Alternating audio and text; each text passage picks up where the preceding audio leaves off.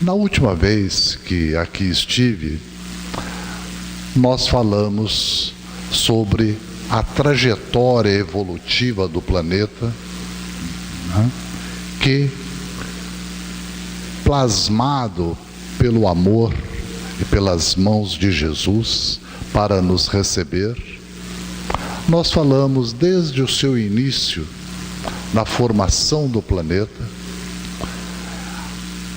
até quando nós já, certo, com o livre-arbítrio, aqui aportamos em espíritos.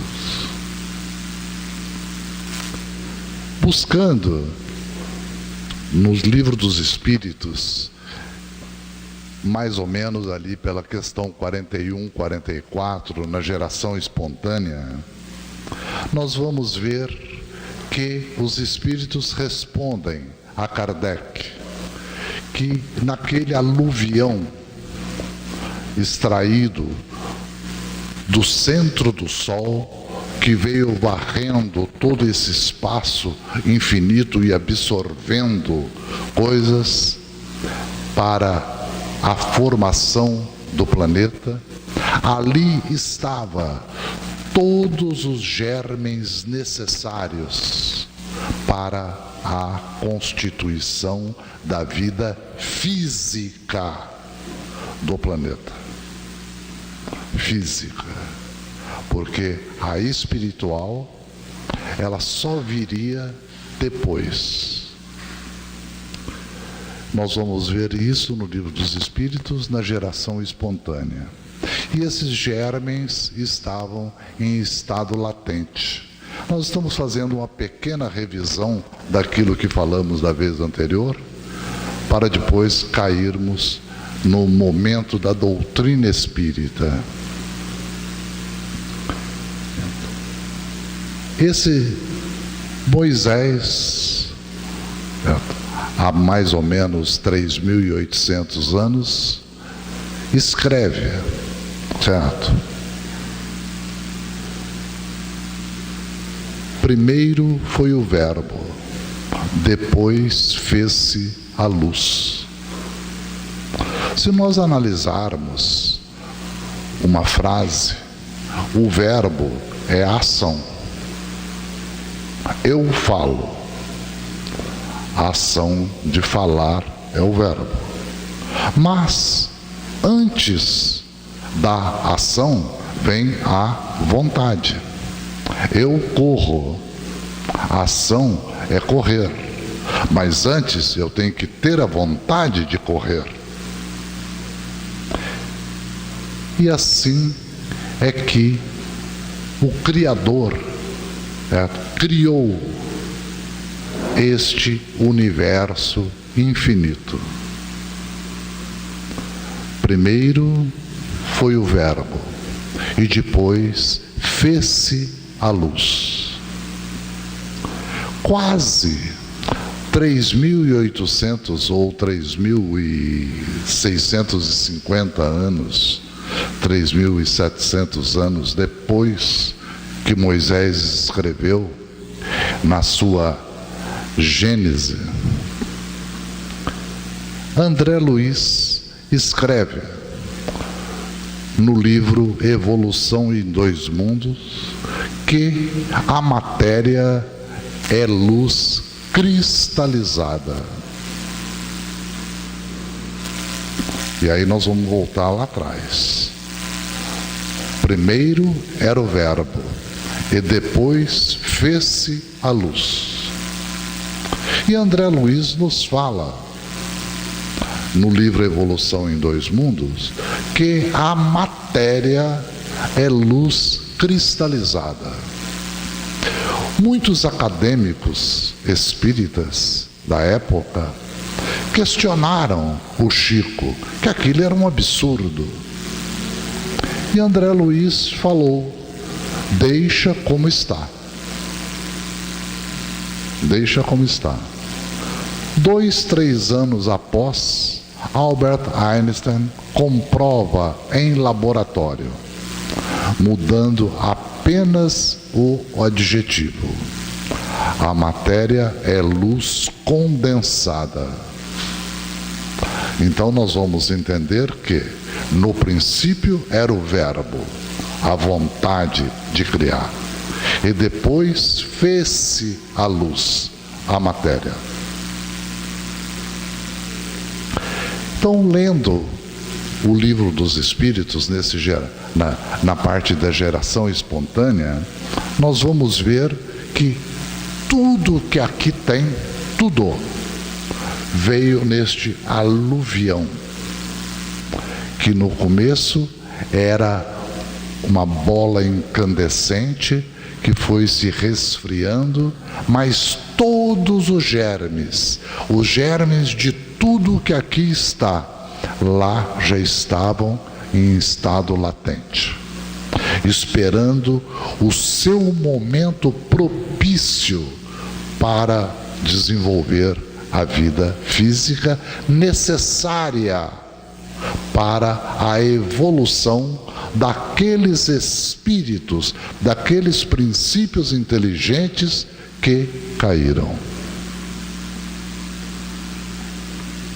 Porque se assim não fosse, nós não teríamos necessidade da matéria. A matéria não é nada mais, nada menos do que a necessidade para disciplinar o espírito. Mas, no capítulo 3, no item 16 do Evangelho segundo o Espiritismo, nós vamos encontrar, certo, que junto a este mundo de planetas, dessas galáxias, desses sistemas solares, existe um outro tipo de planeta, aonde são colocadas as almas recém-criadas. Isso está no Evangelho segundo o Espiritismo, capítulo 3, item 16. Nós não estamos falando do princípio inteligente que começou o seu desenvolvimento lá no reino mineral através da lei de atração. Nós não estamos falando daquele princípio inteligente, interdependente do reino mineral, que tornou-se vegetal e desenvolveu nesse processo as emoções. Nós não estamos falando daquele princípio inteligente que, passando pelo mineral, pelo vegetal, chegou o animal, desenvolveu os instintos, que não é nada mais e nada menos do que a inteligência não sequencial. É a única diferença. Porque o animal já tem a inteligência. Ele não tem o raciocínio sequencial. Certo? Então nós temos aí essa trajetória. E aqui caímos, quando ainda era um planeta primitivo, aonde a nossa dificuldade de sobrevivência era enorme. E nós trazíamos em nós, porque toda a experiência, seja ela qual for, ela permanece e fica para a eternidade, grafada em nós, em nosso espírito. Nós trazíamos em nós aquele sentimento de culpa que nos levou à queda.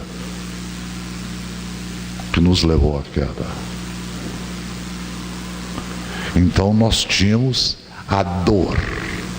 Nós que tínhamos corpo leve, um corpo sutil, perispiritual, segundo está no Evangelho segundo o Espiritismo. A alma recém-criada. E o que Kardec fala? Que espírito é uma coisa e trata-se de alma aquele espírito que tem perispírito, correto? É o que Kardec nos fala em sua obra. A alma recém-criada. Então nós trazemos em nós aquele sentimento de culpa. Aquilo que na Igreja Católica nós chamávamos de pecado original. E esse sentimento de culpa nos levava, e ainda nos leva, a um estado de sofrimento. Porque a este sentimento nós estamos presos. E nós viemos nessa trajetória. Quando atingimos a posição na escalada evolutiva de primata hominis, Jesus convida aqueles habitantes de Capela que já não têm mais condições de habitar aquele planeta, para que aqui viessem auxiliar na nossa escalada evolutiva, na nossa educação.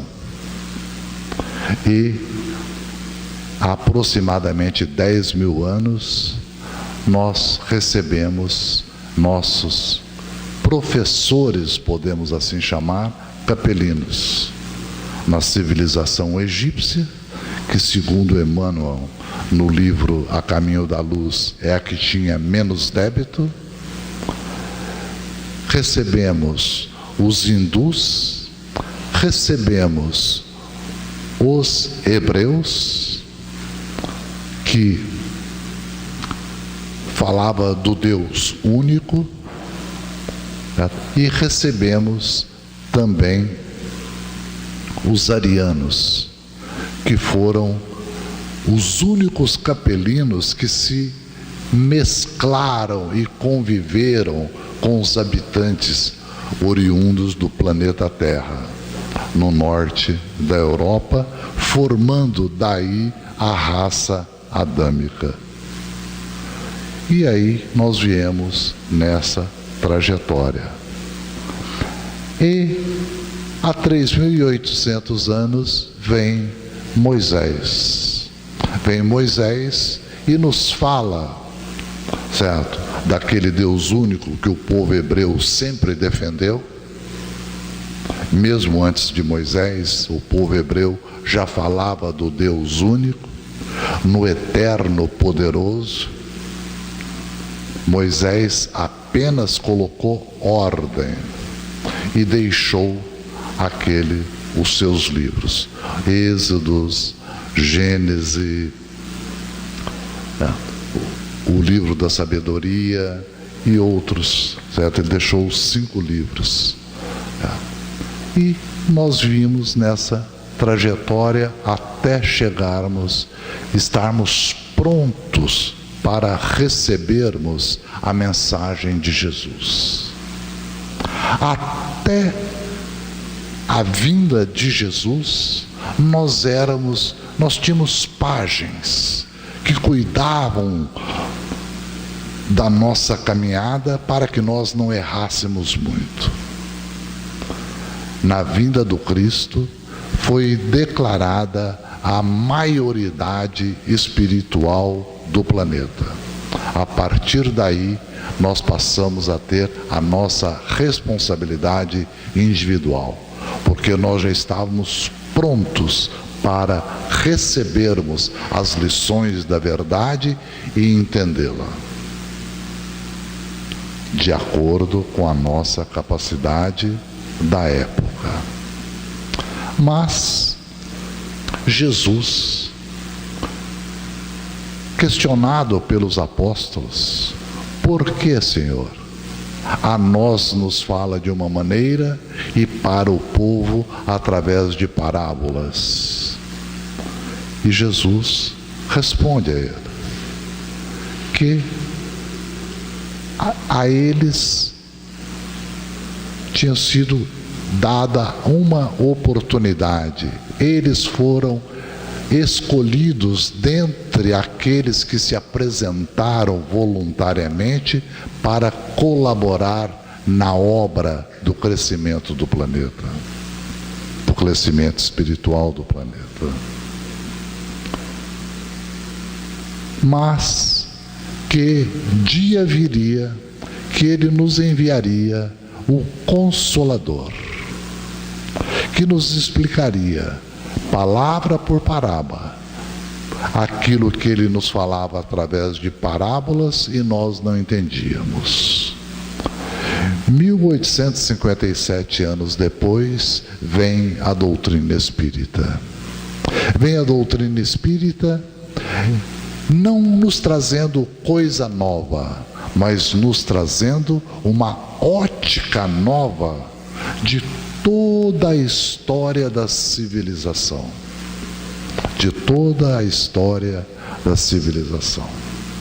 Mas, entre Jesus e Kardec, a nossa trajetória foi muito longa, muito árdua, porque nós colocamos todos os obstáculos possíveis e imagináveis para ultrapassar, inclusive os mais de 1000 anos de escuridão, aonde por força tudo foi abafado, tudo era proibido.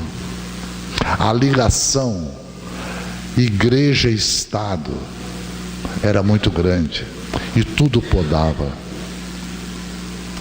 E nós, dentro da nossa ignorância, nós só tínhamos uma maneira de sermos motivados, através dos sentidos físicos. Através dos sentidos físicos.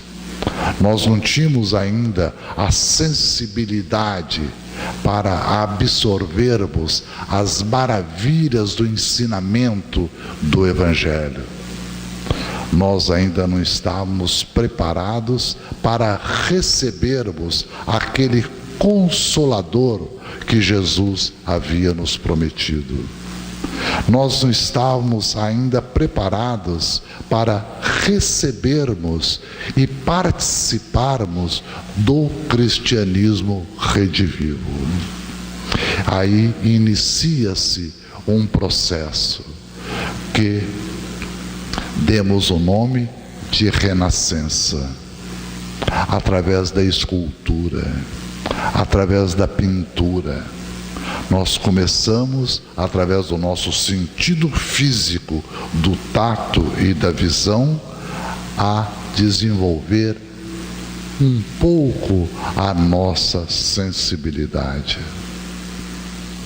Essa trajetória durou alguns séculos, até que veio o processo do iluminismo. Antes, nós tivemos a Revolução Industrial.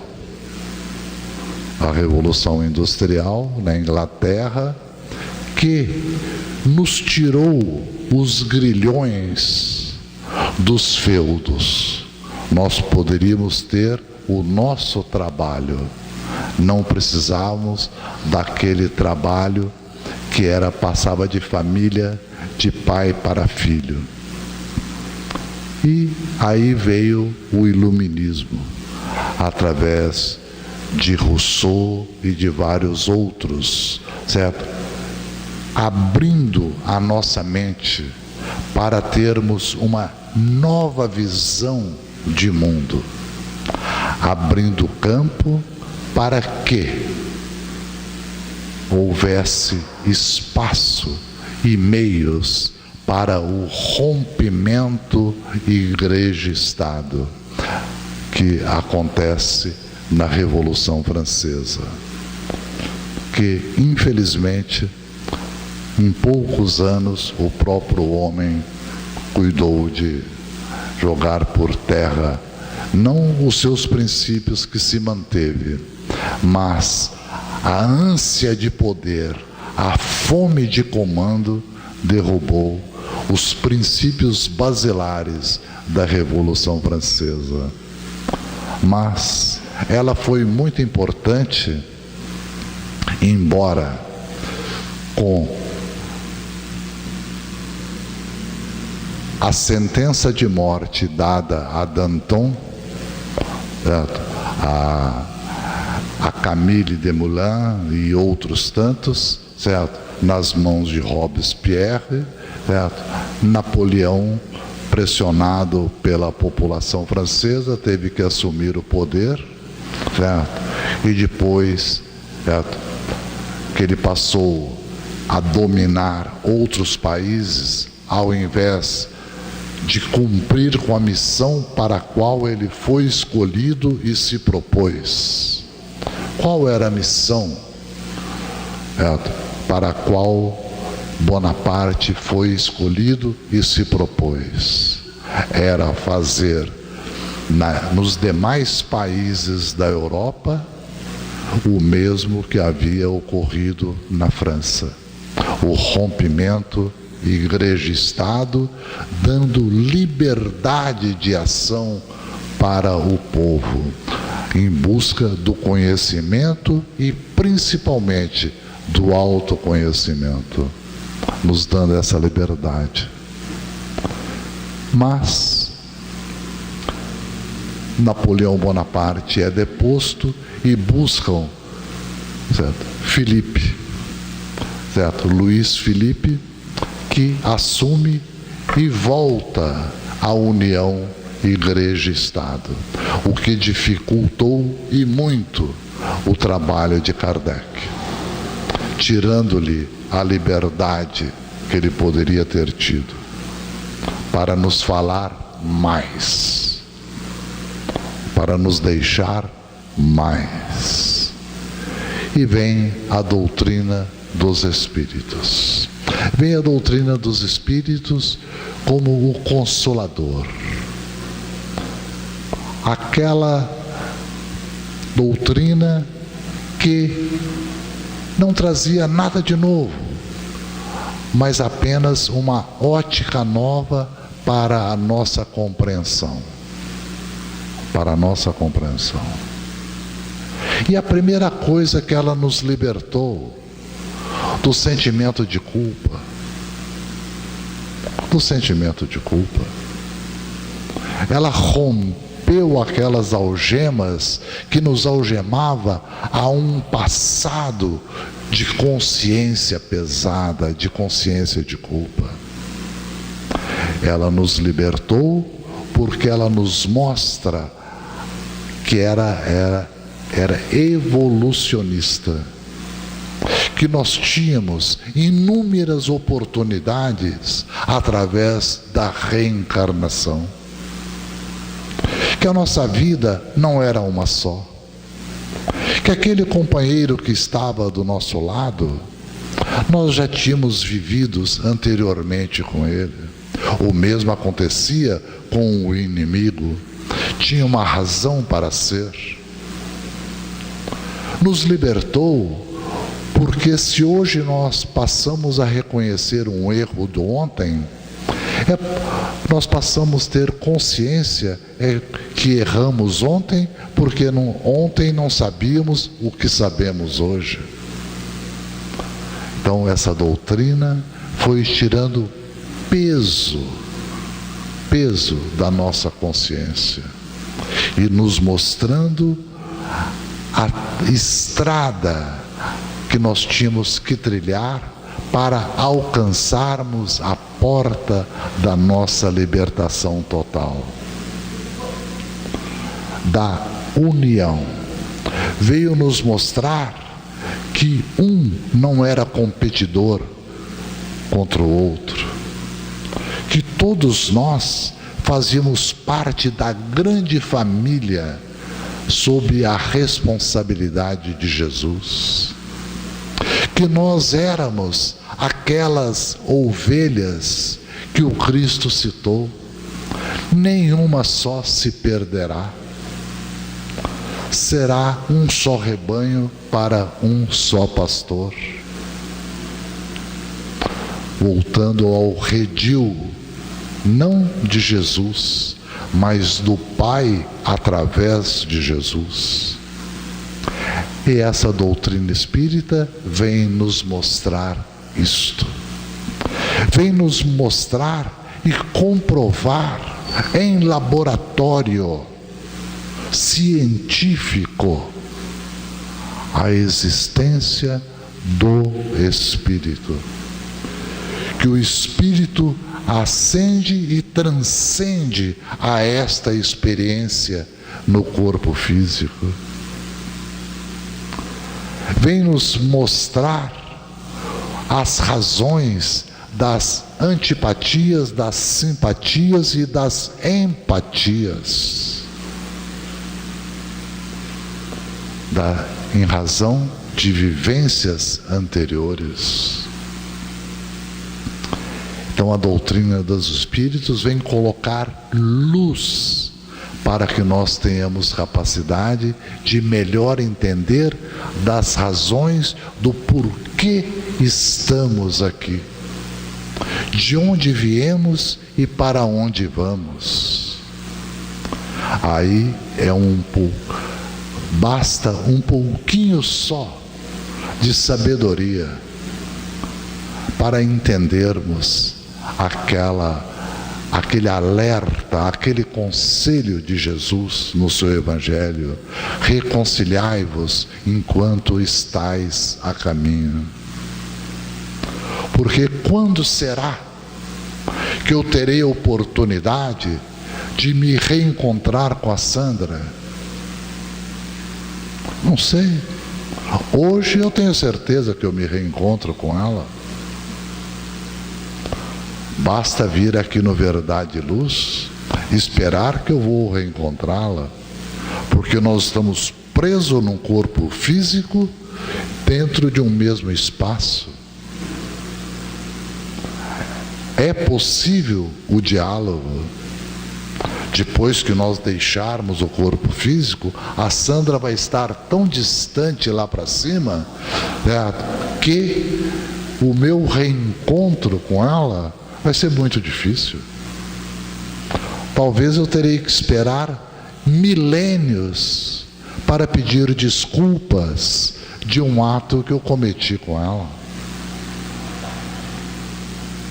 Então nós vamos começar a entender através da doutrina aquele evangelho de maravilhas, certo? Que é um verdadeiro código de bem viver, uma receita da boa saúde.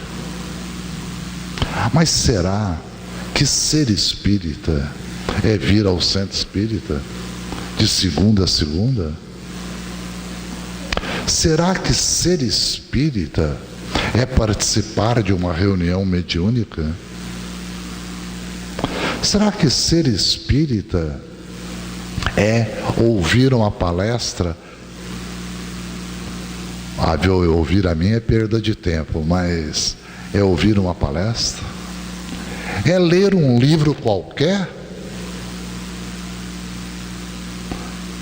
Este ponto do livro é um dos que me assustam. Porque nós temos tanto livro, e depois de 2002, então foi uma cachoeira de livros. Mas livro de páginas em branco, livros vazios, sem conteúdos. Aí eu estou generalizando. Nós não temos um ponto de referência para analisar o que nos fala esse livro. Por quê? Porque não lemos Kardec, não lemos o Livro dos Espíritos, não lemos o Livro dos Médiuns, não lemos a Gênese.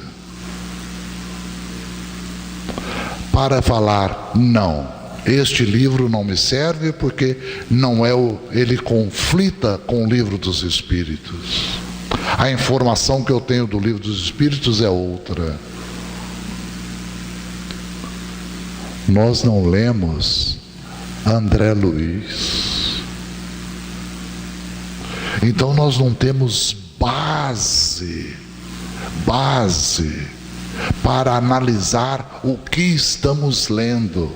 E quando nos falta base, qualquer asneira que lermos, nós temos que aceitar, porque nós não temos como discutir com aquele livro que estamos lendo. Nós não lemos Leon Denis, nós não lemos Gabriel Delane, nós não lemos Camille Flammarion. E vou parar por aqui para evitar outras coisas, certo? Nós não lemos. Então, como avaliar um livro? Se ele está colocando mais conhecimento em nossa vida, certo? Em nossa capacidade de entendimento, ou está nos confundindo? Recebo de alguns amigos nos últimos 2, 3 meses vários questionamentos sobre um livro lançado, atribuído ao Dr. Bezerra de Menezes, atribuído à psicografia de uma criatura respeitável no Brasil, ou respeitada no Brasil, no qual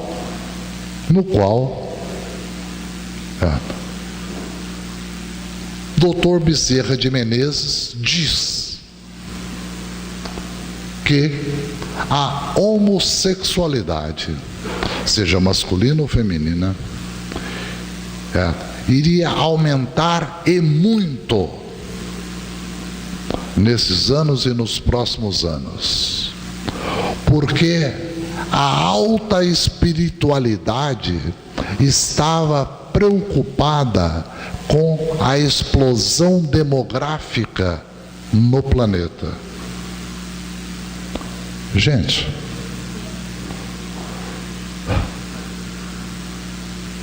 eu não sei se eu dou risada ou se eu choro quando um livro desse, atribuído ao Dr. Bezerra, fala uma asneira desta. André Luiz nos fala que após o anticoncepcional, nada contra quem usa, hein, gente? Vamos deixar claro. Houve uma dificuldade muito grande para a reencarnação de espíritos. Reencarnações que estavam programadas. O que existe demais no planeta não é gente, não. O que existe demais no planeta é egoísmo. O planeta está aí pronto a abrigar 15 bilhões de habitantes, se não houvesse egoísmo por parte dos homens. Se a alta espiritualidade realmente está preocupada com a explosão demográfica, existem meios menos agressivos. Nós sabemos que a homossexualidade é uma experiência que a criatura, por algum momento, por algum motivo, tem que passar. Nada contra os homossexuais, não. Nada, em absoluto. Mas a espiritualidade maior tem outras maneiras para que não haja a explosão demográfica. Pode haver a relação, pode haver a fusão óvulo e espermatozoide, basta que não tenha um espírito para fazer a ligação.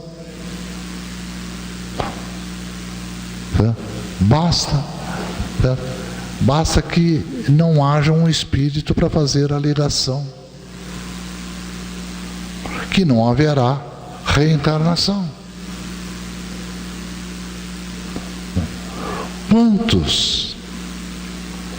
Quantos embriões nós temos aí,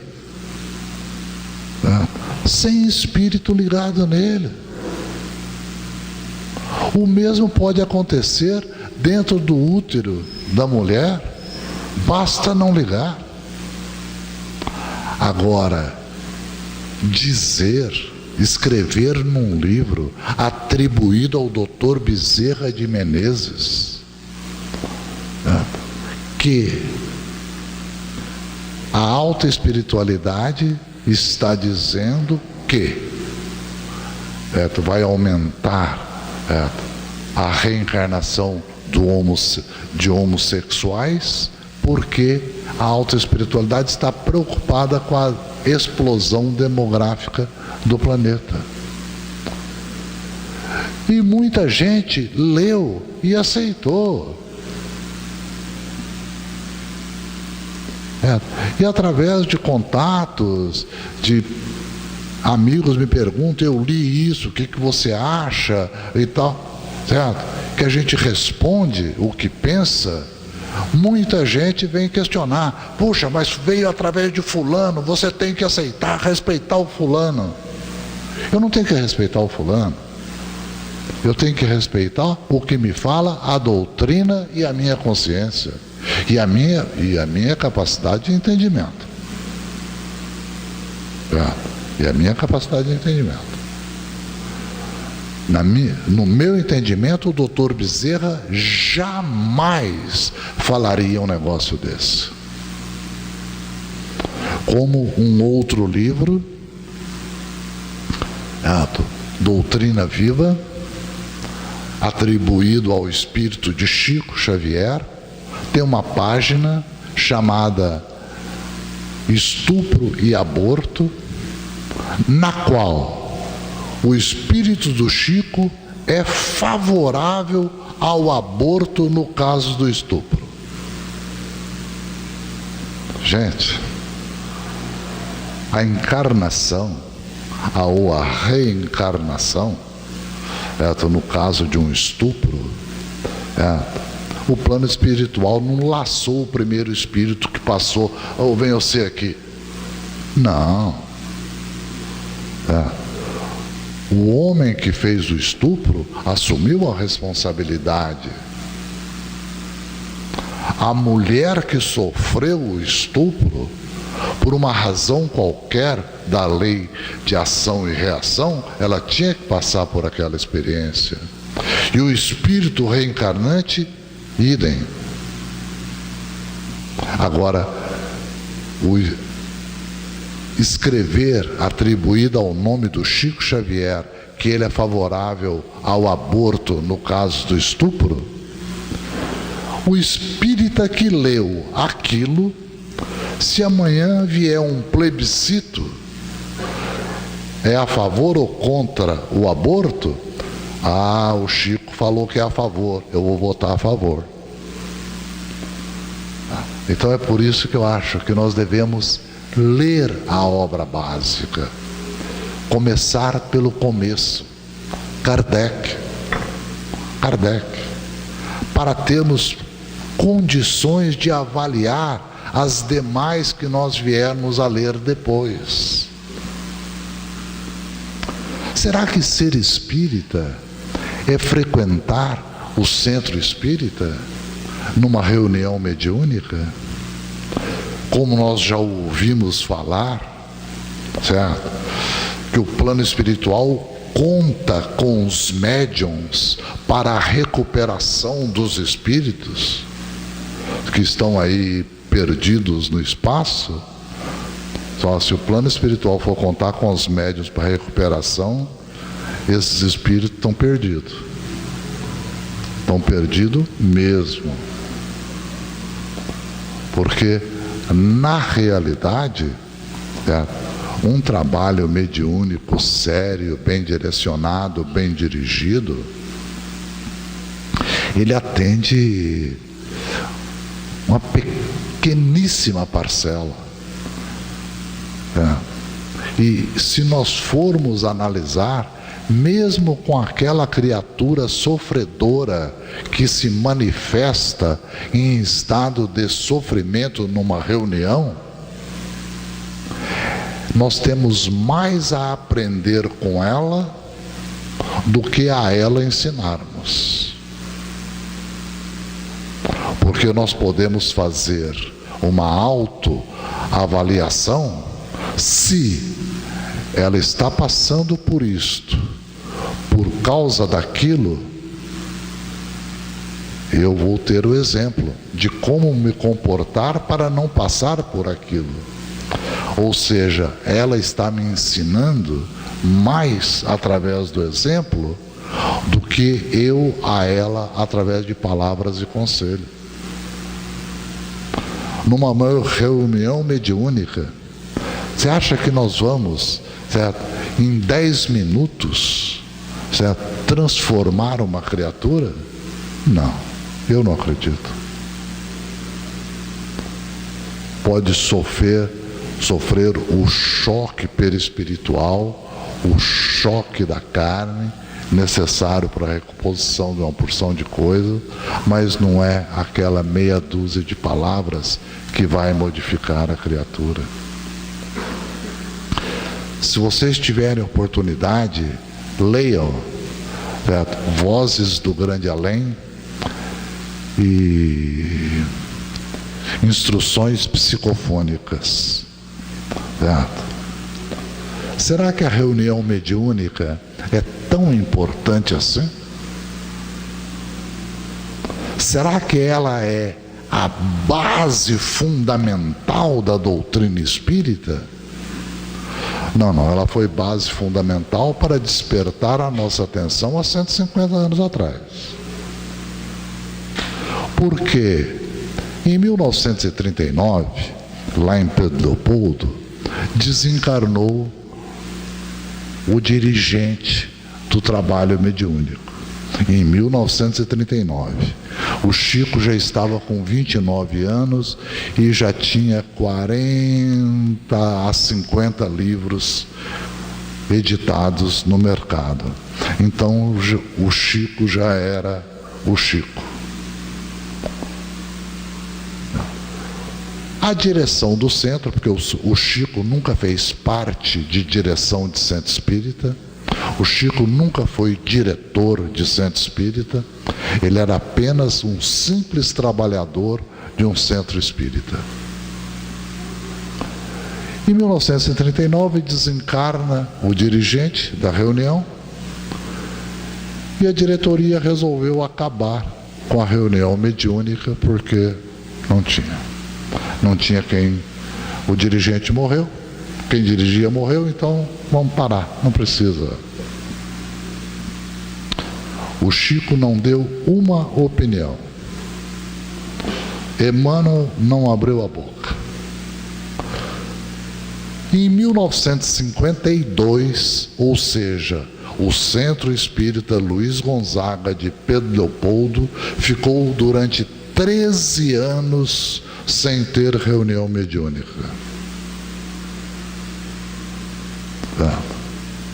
13 anos. Até que em 1952, uma diretoria chega para o Chico: Chico, nós estamos aí recebendo muito problema de obsessão, de obsedados e tal, etc. Nós vamos voltar a ter reunião mediúnica. Certo? O Chico, ai, que beleza. Certo? E aí voltou a ter as reuniões mediúnicas. Voltou a ter a reunião mediúnica. E daí saíram esses 2 livros, Instruções Psicofônicas e Vozes do Grande Além. Que não é nada mais, nada menos do que mensagens obtidas nas reuniões, certo? E no final, certo? Porque Instruções Psicofônicas pega o ano de 52, 53, e Vozes do Grande Além pega 54, 55. E nas últimas páginas vem a estatística, certo? De quantos espíritos comunicaram, quantas reuniões tiveram, quantos foram ali, certo? Vem dados estatísticos. Em 1951, ou 50, 51, eu não me lembro quem foi que deu o gravador para o Centro Espírita Luiz Gonzaga. Eu imagino que em 1950 um gravador devia ser muito maior do que essa. Certo? Hoje nós temos microgravadores.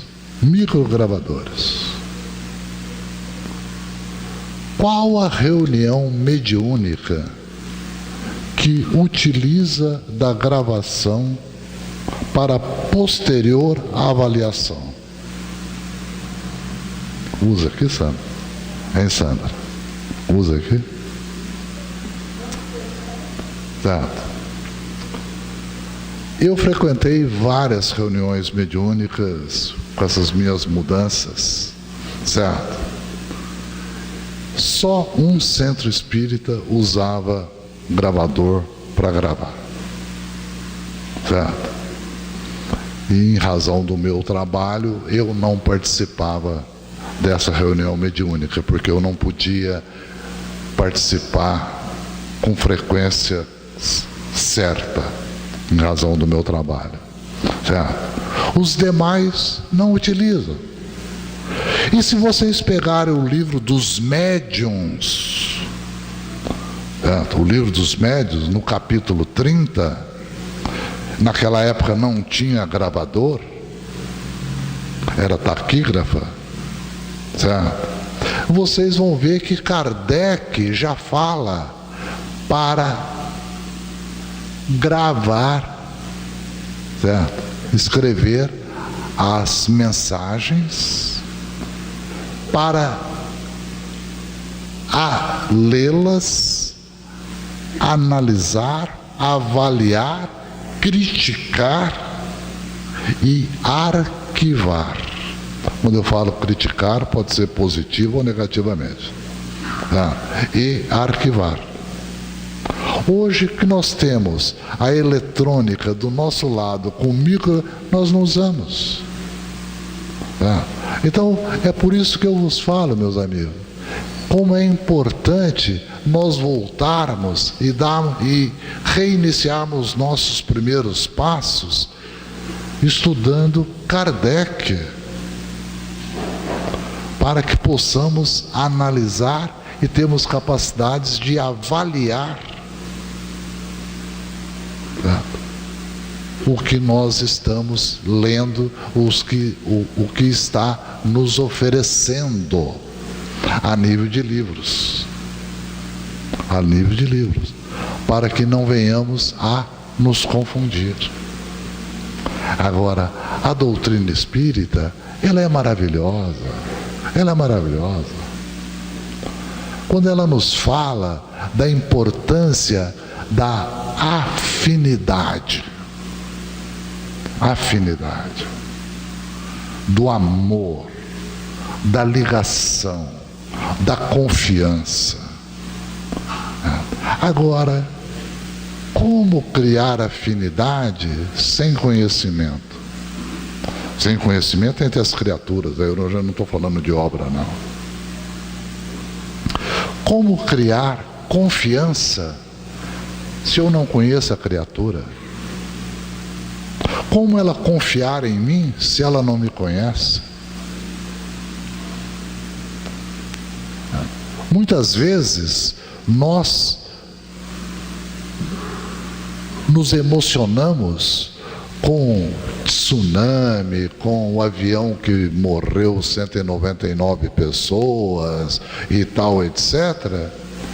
E não nos emocionamos com as tragédias pequenas e cotidianas e diárias, com o companheiro do lado, que senta do nosso lado, na reunião mediúnica. Nós desconhecemos o companheiro que está ao nosso lado. Nós não sabemos as suas carências afetivas. E nem procuramos saber. Nós não abrimos espaço para que ele desabafe conosco. O nosso orgulho não nos permite colocarmos as nossas dificuldades para o outro. O nosso orgulho e a nossa vaidade não permite. Quando Jesus, lá no seu Evangelho, lá atrás, há 2000 anos, já nos falava: confessai-vos uns aos outros. Se a reunião, se a mediunidade é uma questão de afinidade, de ligação mental, de um magnetismo que interliga os participantes do grupo, que faz a outra ligação com o plano espiritual que nos auxiliam e nos amparam na reunião, e nós não criamos esse clima para tal. É muito comum nós ouvirmos dizer: não, o fenômeno já não é importante. Realmente, eu acredito que o fenômeno não é importante. O conhecimento é mais importante ainda. Mas na igreja de Antioquia, de Paulo de Tarso, que Paulo de Tarso fundou, nós tínhamos a voz direta. Em outros lugares, nós tínhamos a voz direta. Nós tínhamos a garganta ectoplasmática se comunicando. Por que nós não temos mais hoje? É porque nós não criamos clima para que isso ocorra. A reunião, o dia mais difícil, de mais dor, deve ser aquele que termina a reunião. Nossa, eu só vou ver a Sandra daqui uma semana. E eu vou ficar ansioso aquela semana inteira. Que bom, está chegando o dia, eu vou encontrar a Sandra, eu vou encontrar a Nélia, eu vou encontrar o Leonardo, eu vou encontrar o Sebastião, eu vou abraçá-los, eu vou falar. Era isso que devia ocorrer. Era isso que devia ocorrer. A vontade do reencontro, a alegria do abraço fraterno, criando clima para a reunião. Lendo André Luiz, nós vemos o trabalho que está sendo feito agora pelos espíritos responsáveis pelo trabalho da casa, que já vai iniciar o trabalho do passe, recolhendo elementos necessários para utilizarem aqui na sala do passe, prestando socorro a muitos de nós, que todos nós estamos necessitados, mas uns mais que outros. Então, aí nós teríamos condições de colaborar. Mas para tanto, precisamos estudar.